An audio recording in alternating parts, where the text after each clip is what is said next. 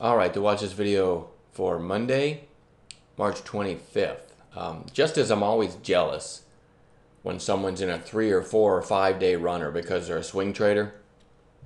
And believe me, I'm always jealous. I'm always happy for people making money, but I also get jealous because I will not hold overnight. Days like today make me feel a little better because people that were swing trading, probably a lot of people got stopped out, right, of several positions because you had this really nice looking, I don't know if you call this a big cup and handle because it's such a weird shape. It's a sharp decline and not climbing all the way back up over a couple months.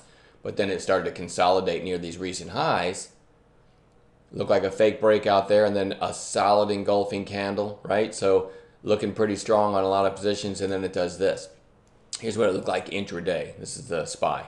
So, it's days like this that I can at least celebrate being the kind of person that will not hold overnight, and had a decent day on Friday. Only took a couple trades, but back in cash every night. So that always feels good. I still found plenty of charts that I think are interesting for Monday. All right, so let's get right into that.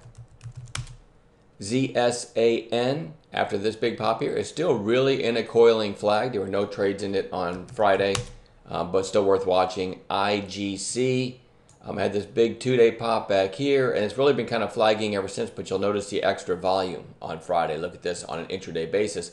Launching a website to sell CBD oil and something. Anyway, it got a big pop on that. It felt like fluffy news, started to roll over, but you know what? In a very weak tape, this thing held up pretty well. So on an intraday basis, it looks pretty solid. And then on the daily, it also, nice support here, kind of holding the 20-day. Probably my favorite chart going into Monday.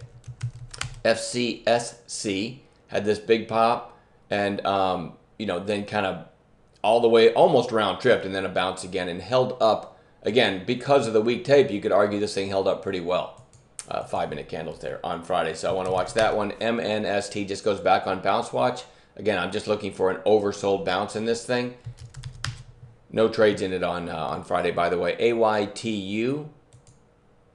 Hold on. I'm going to reevaluate this one on the fly. It's kind of interesting because let's go back to 15-minute candles because it got this gap up, pulled back, and then ripped. And that was what, 4 sessions ago? Then the next day gap down and had still kind of a nice little move. And then because it was weak, I don't know. It's a couple lower highs the last couple days. All right, I'm going to leave it on watch, but I don't love it anymore. How about that? Whenever as a day trader, when you see big volume spikes like this and big percentage moves, as long as you don't really have a round trip, one of my methods,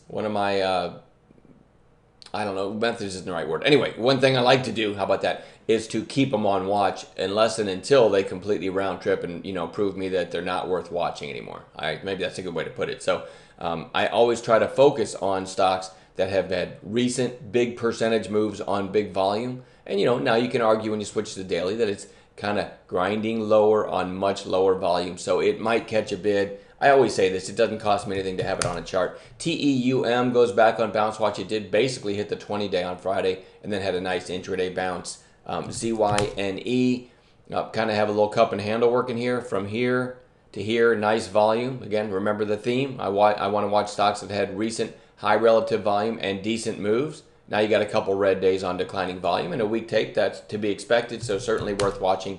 ANFI, kind of the same thing. Really nice breakout here. 2 days lower on declining volume.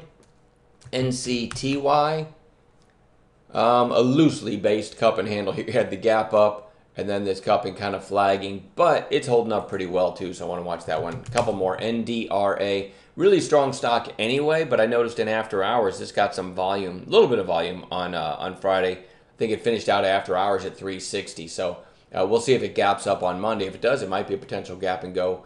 Very strong stock. And then lastly, I'm going to throw GLG on watch. Gapped up last week. I guess that would have been Wednesday. Then you have kind of a couple equal tops Thursday and Friday. I don't love it because a lot of people from the gap up still underwater, but it's holding up fairly well. Maybe it's getting ready to coil back up and test the recent highs. That's all I've got. Enjoy the rest of your weekend, and we'll see everybody on Monday.